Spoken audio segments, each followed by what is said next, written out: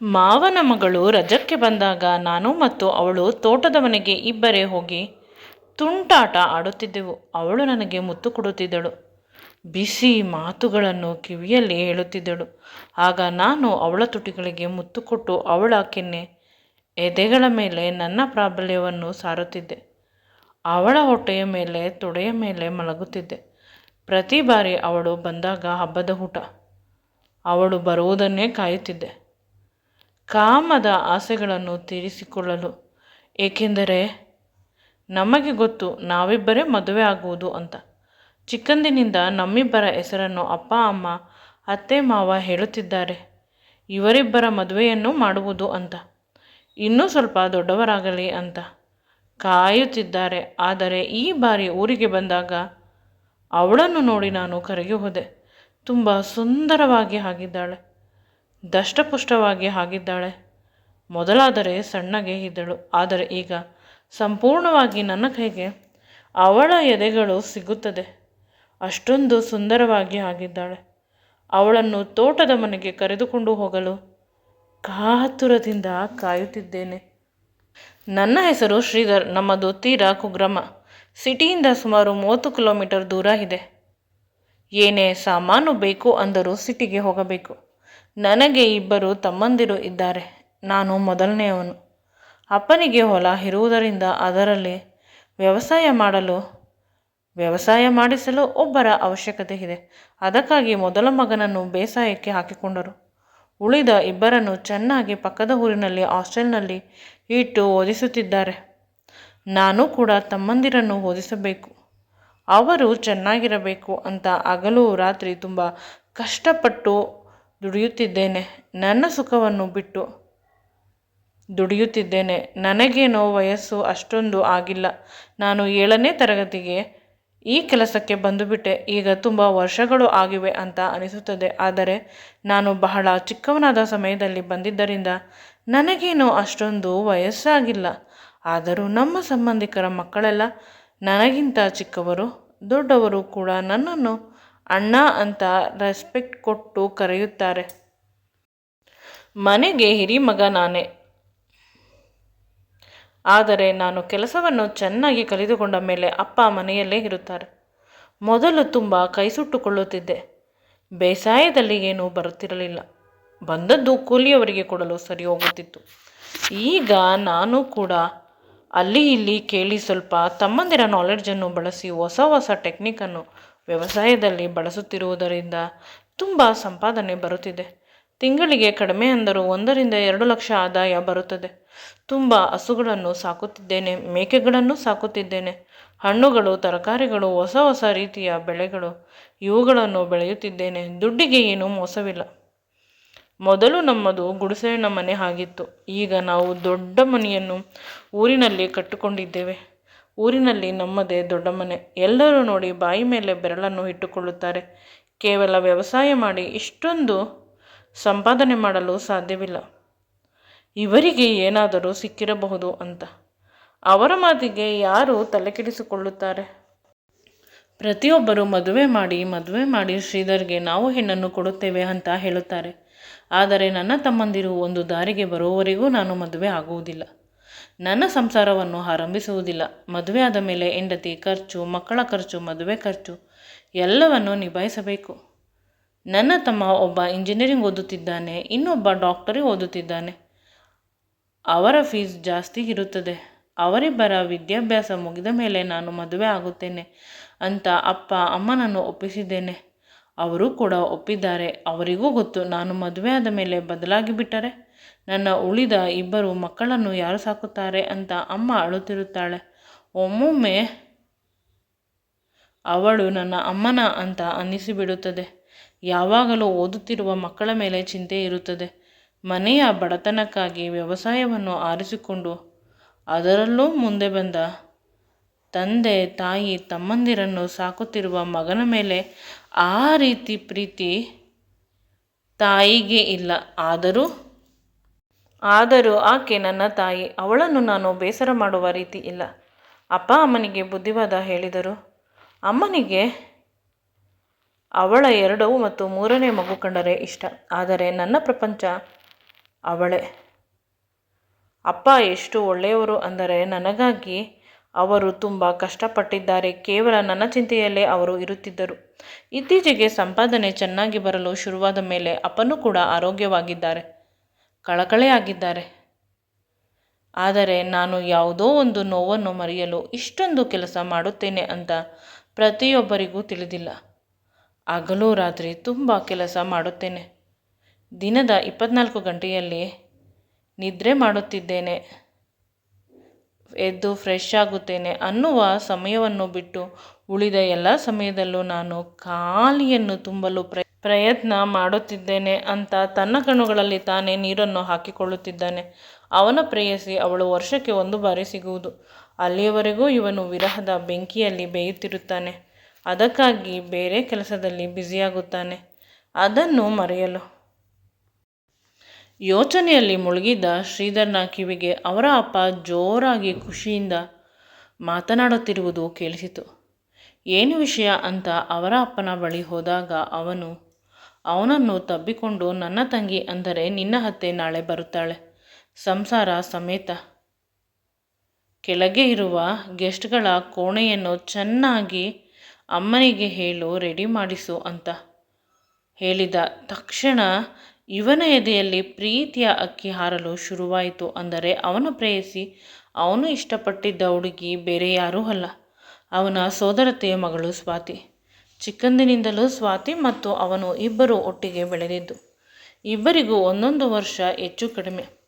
ಒಬ್ಬರಿಗೆ ಒಬ್ಬರು ಜೊತೆಯಾಗಿ ಆಟ ಆಡುತ್ತಿದ್ದರು, ಜೊತೆಯಲ್ಲಿ ತಿನ್ನಿಸುತ್ತಿದ್ದರು, ಪ್ರತಿ ಕೆಲಸವನ್ನು ಒಟ್ಟಿಗೆ ಮಾಡುತ್ತಿದ್ದರು. ಇದನ್ನು ನೋಡಿದ ಹಿರಿಯರು ದೊಡ್ಡವರಾದ ಮೇಲೆ ಇವರಿಬ್ಬರ ಮದುವೆಯನ್ನೇ ಮಾಡುವುದು ಅಂತ ಪ್ರತಿ ಬಾರಿ ರಜಕ್ಕೆ ಬಂದಾಗ ಹೇಳುತ್ತಿದ್ದರು ಅವರ ಅತ್ತೆ. ನಾನು ಅದು ಸತ್ಯ ಅಂತ ಒಪ್ಪಿಕೊಂಡು ಬಿಟ್ಟೆ. ಅದಕ್ಕಾಗಿ ಚಿಕ್ಕಂದಿನಿಂದ ಯಾರ ಕಡೆ ನೋಡುತ್ತಿರಲಿಲ್ಲ. ನಾನು ಚಿಕ್ಕವನಾದ ದಿನದಿಂದಲೂ ಸ್ವಾತಿ ರಜಕ್ಕೆ ಬಂದ ತಕ್ಷಣ ಇಬ್ಬರು ತೋಟದ ಮನೆಗೆ ಹೊರಟು ಹೋಗುತ್ತಿದ್ದೆವು. ಅಲ್ಲಿ ನಿರ್ಜನವಾದ ಪ್ರದೇಶವಾಗಿದ್ದರಿಂದ ಯಾರೂ ಬರುತ್ತಿರಲಿಲ್ಲ. ಆ ಮನೆಯಲ್ಲಿ ಇಬ್ಬರು ಪ್ರೀತಿಯ ಕ್ಷಣಗಳನ್ನು ಕಳೆಯುತ್ತಿದ್ದೆವು. ಅವಳು ನನಗೆ ಮುತ್ತುಗಳನ್ನು ಕೊಡುತ್ತಿದ್ದಳು, ನನ್ನ ದೇಹವನ್ನು ಬಿಸಿ ಮಾಡುತ್ತಿದ್ದಳು, ನನ್ನ ಕಿವಿಗೆ ಬಿಸಿ ಬಿಸಿ ವಿಷಯಗಳನ್ನು ಹೇಳಿ ನನ್ನಲ್ಲಿ ಆಸೆಗಳು ಹೆಚ್ಚಾಗುವಂತೆ ಮಾಡುತ್ತಿದ್ದಳು. ಪ್ರತಿ ಬಾರಿ ಅವಳು, ನಾನು ನಿನ್ನನ್ನು ಪ್ರೀತಿಸುತ್ತೇನೆ ಅಂತ ಹೇಳುತ್ತಿದ್ದಳು. ಮೊದಮೊದಲು ನಾನು ಕೇವಲ ಅವಳ ಕೆನ್ನೆಗೆ ಮುತ್ತನ್ನು ಕೊಡುತ್ತಿದ್ದೆ, ಅವಳನ್ನು ಗಟ್ಟಿಯಾಗಿ ತಬ್ಬಿಕೊಂಡು ಕಳಿಸುತ್ತಿದ್ದೆ. ಕ್ರಮೇಣ ಇದು ಜಾಸ್ತಿ ಆಗುತ್ತಾ ಹೋಯಿತು. ಅವಳ ಕೂದಲಲ್ಲಿ ಕೈಯಾಡಿಸುವುದು, ಅವಳ ಬೆನ್ನಿನ ಮೇಲೆ ಮುತ್ತು ಕೊಡುವುದು. ಕಳೆದ ಬಾರಿ ಬಂದಾಗ ಅವಳ ತುಟಿಗಳಿಗೆ ಜೋರಾಗಿ ಮುತ್ತು ಕೊಟ್ಟು ತುಟಿಗಳನ್ನು ಕಚ್ಚಿದೆ. ನಂತರ ಅವರ ಅಮ್ಮ ತುಟಿಗೆ ಏನಾಗಿದೆ ಅಂತ ಕೇಳಿದಾಗ ಏನೋ ಅಲರ್ಜಿ ಅಂತ ಸುಳ್ಳು ಹೇಳಿದಳು. ಅದನ್ನು ನೆನೆಸಿಕೊಂಡರೆ ಈಗಲೂ ನಗು ಬರುತ್ತದೆ. ಅಷ್ಟೇ ಅಲ್ಲ, ಅವಳು ನನಗಾಗಿ ಎಲ್ಲವನ್ನೂ ಕೊಡಲು ತಯಾರಿರುತ್ತಾಳೆ. ಆದರೆ ನನಗೆ ಮುಜುಗರವಾಗುತ್ತದೆ. ಮದುವೆಯಾದ ಮೇಲೆ ಇದೆಲ್ಲ ಅಂತ ಹೇಳಿದರೆ ಅವಳು ಕೇಳುತ್ತಿರಲಿಲ್ಲ. ನನ್ನನ್ನು ತಬ್ಬಿಕೊಂಡು ನನ್ನ ತುಟಿ, ಕೆನ್ನೆ, ಮುಖದ ಮೇಲೆ ಮುತ್ತುಗಳನ್ನು ಕೊಡುತ್ತಿದ್ದಳು. ಅದು ಸಾಕಾಗಲ್ಲ ಅಂತ ಬಟ್ಟೆಯನ್ನು ತೆಗೆಯುತ್ತಿದ್ದಳು.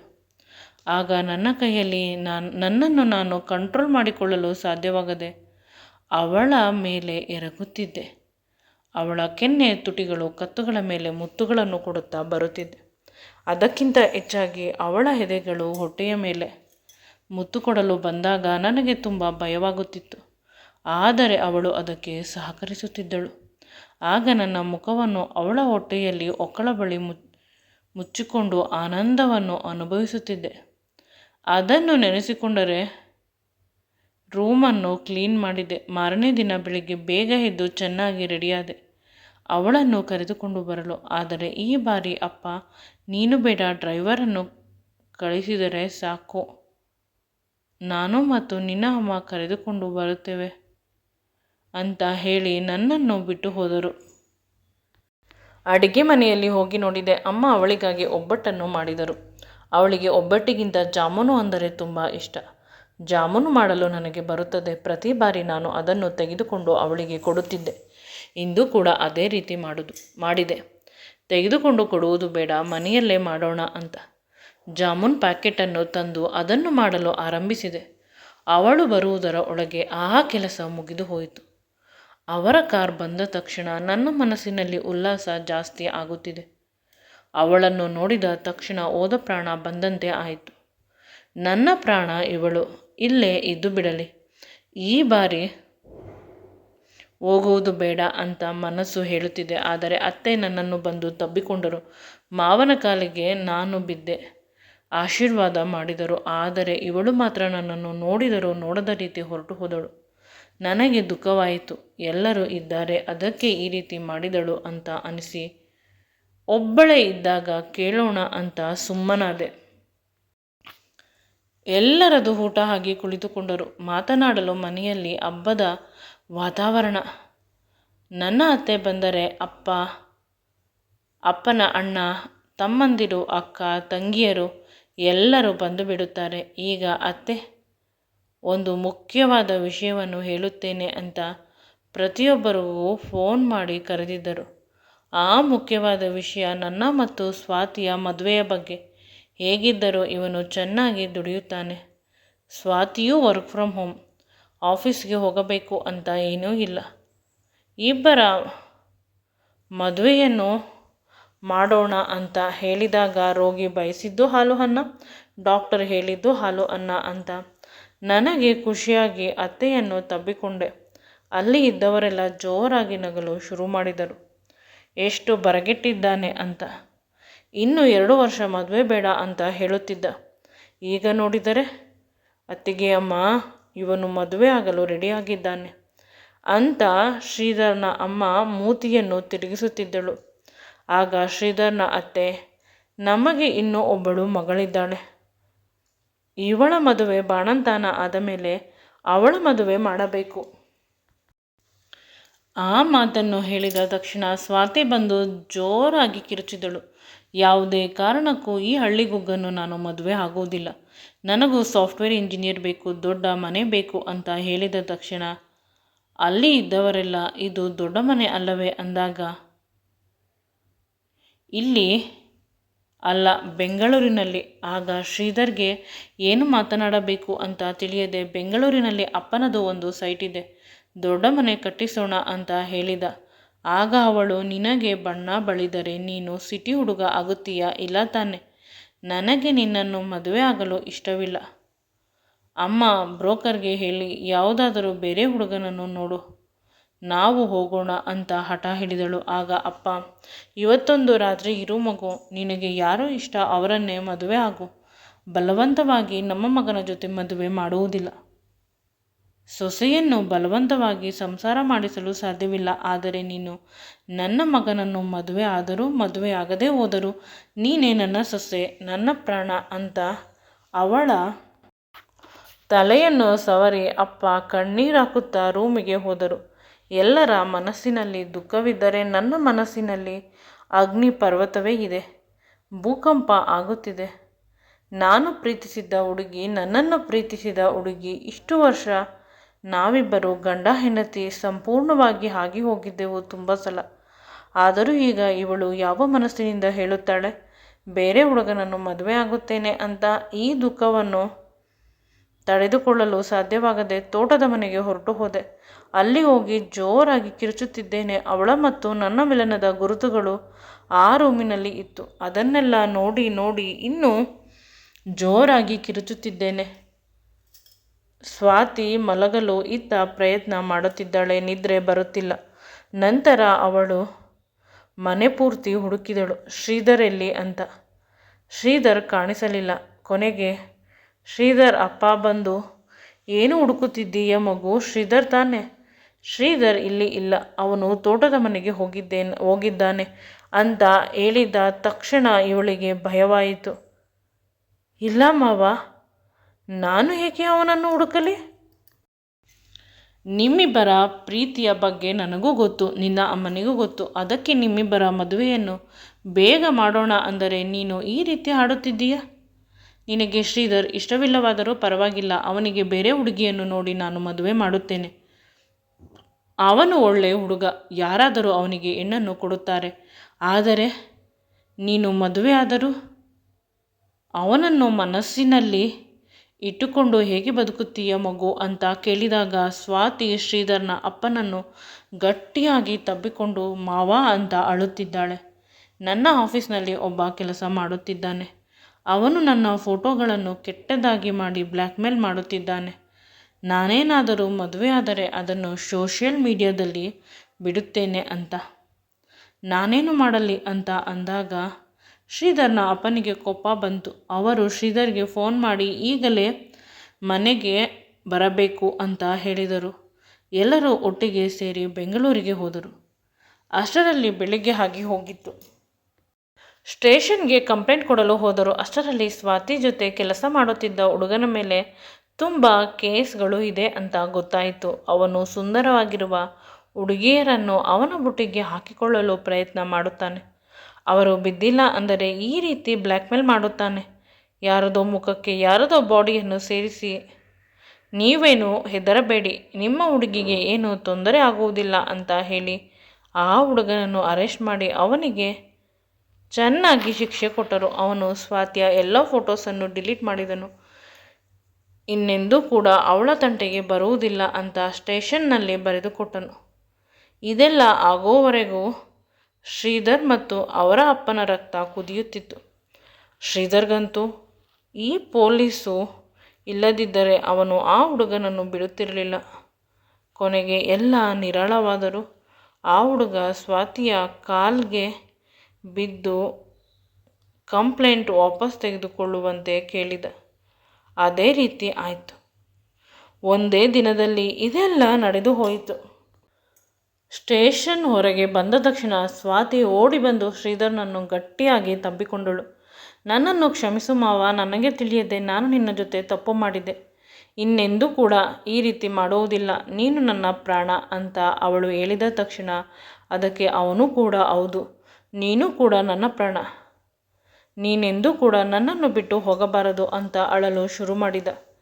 ಜೀವನದಲ್ಲಿ ಯಾವುದೇ ಸಂದರ್ಭ ಬರಲಿ, ಸಮಸ್ಯೆ ಇರಲಿ, ಯಾವುದಾದರೂ ಅದನ್ನೆಲ್ಲ ನಾನು ನಿಭಾಯಿಸುತ್ತೇನೆ, ಪರವಾಗಿಲ್ಲ, ಆದರೆ ನೀನಿಲ್ಲದೆ ಇರಲು ಸಾಧ್ಯವಿಲ್ಲ ಅಂತ ಅಳುತ್ತಿದ್ದಾನೆ. ಅವರೆಲ್ಲ ಹೊರಟು ಹೋದರು ಬೇರೆ ಕಾರಿನಲ್ಲಿ. ಇವರಿಬ್ಬರು ತುಂಬ ಸಮಯ ಒಬ್ಬರನ್ನು ಒಬ್ಬರು ಸಮಾಧಾನ ಮಾಡುತ್ತಿದ್ದರು. ಅಲ್ಲಿ ನಿಂತಿದ್ದ ಬೇರೆ ಜನರು ಇವರ ಪ್ರೀತಿಯ ವಿಷಯವನ್ನು ಕೇಳಿ ಎಮೋಷ್ನಲ್ ಆದರು. ಅವನು ಇನ್ನು ಅಳುತ್ತಲೇ ಇದ್ದಾನೆ. ಅವಳನ್ನು ಎಲ್ಲಿ ಕಳೆದುಕೊಂಡು ಬಿಡುತ್ತೇನೆ ಅನ್ನುವ ಭಯ ಅವನಿಗೆ ಇನ್ನೂ ಹೋಗಿಲ್ಲ. ಅವಳು ಅವನನ್ನು ತನ್ನ ತೊಡೆಯ ಮೇಲೆ ಮಲಗಿಸಿಕೊಂಡು ಸಮಾಧಾನ ಮಾಡುತ್ತಿದ್ದಾಳೆ ನಿರಂತರವಾಗಿ. ಈ ಸುಂದರವಾದ ದೃಶ್ಯವನ್ನು ನೋಡಲು ಎರಡು ಕಣ್ಗಳು ಸಾಲುವುದಿಲ್ಲ. ಈ ವಿಡಿಯೋ ನಿಮಗೆ ಇಷ್ಟವಾದರೆ ದಯವಿಟ್ಟು ನನ್ನ ಚಾನಲನ್ನು ಲೈಕ್ ಮಾಡಿ, ಶೇರ್ ಮಾಡಿ ಮತ್ತು ಸಬ್ಸ್ಕ್ರೈಬ್ ಮಾಡಿ. Thanks for watching and keep supporting me always.